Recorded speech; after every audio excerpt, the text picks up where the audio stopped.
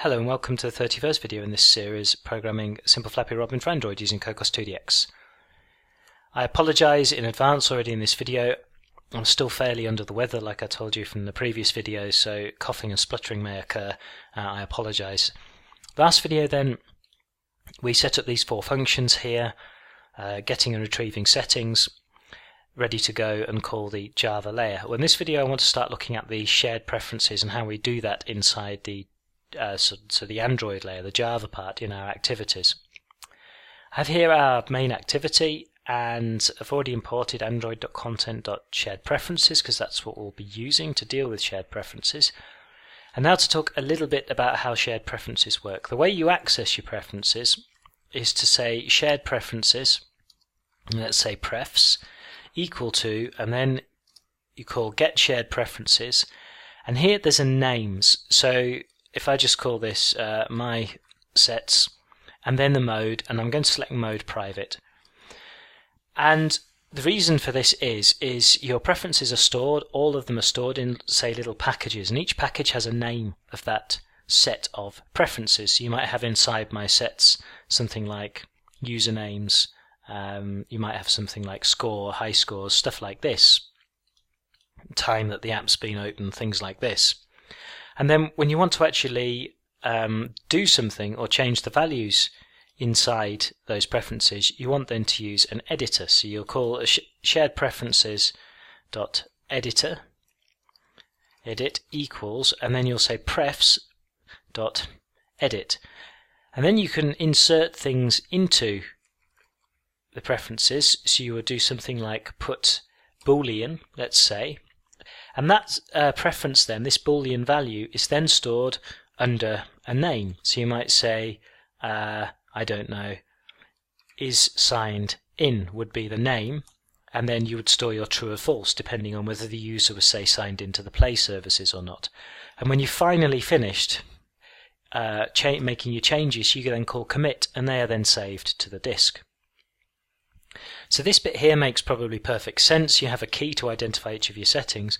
What maybe at first is a bit odd is why each set of settings has a different name. Well, the reason is this bit here, well, one reason that springs to mind, the most obvious, is this mode here. There are various different modes. Private means that the settings here are only accessible by the application itself and nothing else. No other apps. The user can't see them. You can't find them unless you do some hacking to when you browse the phone or the disk on the phone or anything like that, or on the device. But let's say you have some other settings that you do want to be readable, maybe by the user just when they browse the hard disk, or indeed by another application. Then this is why we have the different names. So what you would do then, you'd say, let's say prefs public, like this is the name, and this is now called public sets, so that's a different set name. And now you're saying here though we have a mode, and you can say, let's say world readable. So these settings are readable for everybody. And then again you could take your editor and do exactly the same process, but except this time you would use pref public to do things like this. So the reason they're saved under different names, or at least it's the most obvious reason to me, is when you have different modes and things, you can group all your settings like that.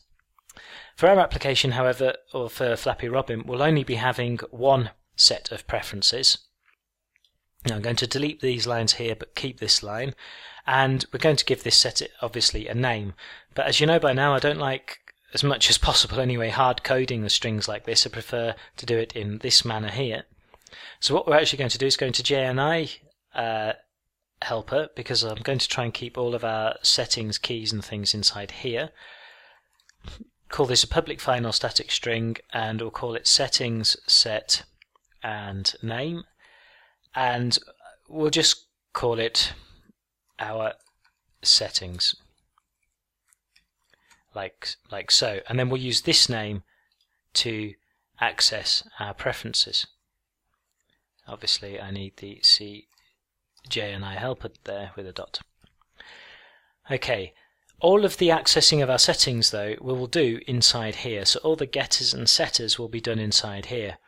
But that means the static functions inside here then need to be able to get a reference to our preferences, which is why I've left this line here. So what we're going to do is we're going to create a setup function inside the JNI helper. Let's do it here and call it public static void and just call it setup. And we're going to take in a couple of arguments into here. And note I've already added the import at the top of this file as well for shared preferences. We can take in some shared preferences called P, and we're also going to take a reference to the main activity, just called M here. And the reason for this is later on we'll need to access the main activity to submit scores and achievements to the Play services, so we might as well put that in now. So I'm just going to say private and shared preferences and call it prefs, and it's also got to be obviously a static, and so let's just copy this to save a little bit of typing, oops, and paste that here, and we'll call this then main ref, like so. And now inside here then we'll set up prefs equals P and main ref equals M. So the last thing we need to do then here is inside simple floppy robin here. Now we've got access to our shared preferences, and by the way, if they don't exist already, then Android will create this set of shared preferences under this name. When you call the get shared preferences, we can call our CJNI helper and .setup, and now we can call the prefs and the this like this, so that now the static functions inside our JNI helper have access to our current activity and also our preferences. So let's do a couple more things before we end this video, which by the looks of the time it's taken so far, I'll get onto the saving and retrieving settings in the next video. But what we can do, however, is already prepare for setting some of the key values. So keys we're going to need for now then are, we're going to need our key to save the music, and let's put this just below here. We can make this private as well because it won't be needed anywhere else. So we'll have a high score key, and I'll change the names in a minute. We want the music volume key. In fact, let's put key high score and do it that way around. And key music volume. And just need a couple more. We obviously need the key and FX volume, like so. And the last one we need also is something called a game time key, because we're going to keep track of how long the user has been playing the game in seconds in total, because that will be linked to an achievement, so an addicted achievement or something like that. And what I'm actually going to do is just paste these in here as our string names as well. Now, one thing I will say is that I don't actually use descriptive names like this for the settings strings itself. I tend to use some randomly generated hexadecimal keys that represent 64-bit numbers. That basically means the numbers 0 to 9 and letters A to F, and 16 of them all in a long row. Rather than descriptive names, I prefer to do it like this, but it doesn't matter really, I suppose, if you do it like this anyway, but I always feel a little bit more secure when I use keys, which at least obfuscates things a little bit. So now that we've got those keys, what we need to be able to do, obviously, is we want to add our keys in. But it'd be a bit of a ball ache to get our shared preferences here, make an editor, open, commit, blah blah blah, because every time we come to save a setting, we're going to each time need to check whether that key exists already or not. If it doesn't, create it and then save the setting. So what we'll do is we'll actually make a function now. I'll call it private void and set key if let's call it not exists, and then we're going to take in the string, the key name, and then in this case an int and a value. Now later on we'll actually override this, where we'll also have a string and we'll also have a boolean, but for now we only need this one. So we do exactly what we did in the example I was showing. We need an editor, and that's our prefs.edit, like so, and of course this has to be a static, otherwise things will blow up.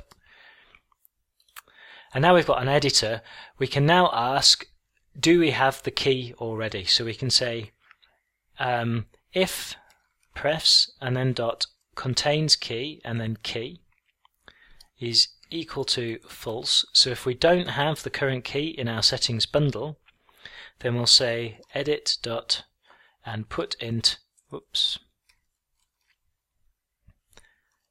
and then we want to put our key and our value like so.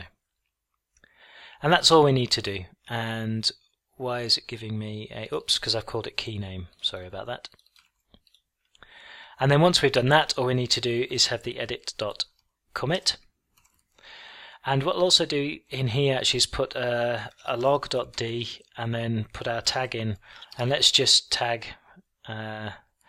adding new key, and we'll put the key and we'll put the value as well, just so that we can, when we run the app in the next video, it won't be in this video, actually see the value being inserted.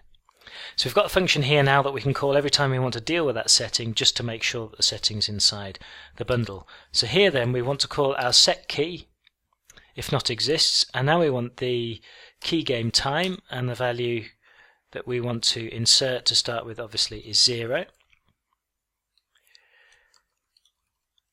And we want the music volume, the effects volume, and the game time.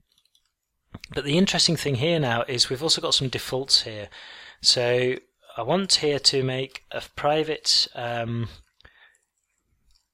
final static int, and we're going to say effects volume default equals 5, like so. And then I want music volume default. It seems like a lot of pain extra setting up of things, so just make this a bit easier to read because I can't actually read it. Seems like probably a little bit over the top, but I really do like using in these cases of settings and things constants, so you don't have to change, hunt for things in the code all the time. And then we'll say 0 default is 0, which seems ridiculous, but there you go. So we want the music volume, sorry, that was the effects volume, the music volume default at 5, you remember, which we already have. And then our game time will be 0, and also our high score will be 0, and I need to put the high score key in there as well. So now what will happen is when the application starts up, it'll add in these new keys, these 4 new keys here into the bundle with these default values. So I've gone on long enough in this video now. What I'm going to quickly do is just fade the video, extract the application, and quickly show you the console output when the application actually starts. Okay, so I've got the console here up in front, and hopefully if I start the application it won't suddenly crash on me. And now that the application's actually started, you can see at the top here that it's telling us that it's adding the new keys in with their values into the settings bundle as well. If I now exit the application and just open the application once more, now we can see that there's no log at the top here when things were started to actually insert the keys, because they've already been inserted in and exist already inside our settings bundle. Okay then, good. So that's it then for this video. In the next video we'll start writing the functions now that we actually use to retrieve our settings from our preferences and link that up then with the C++ layer. So thanks very much for watching. Comments, questions, criticisms are welcome as always on YouTube.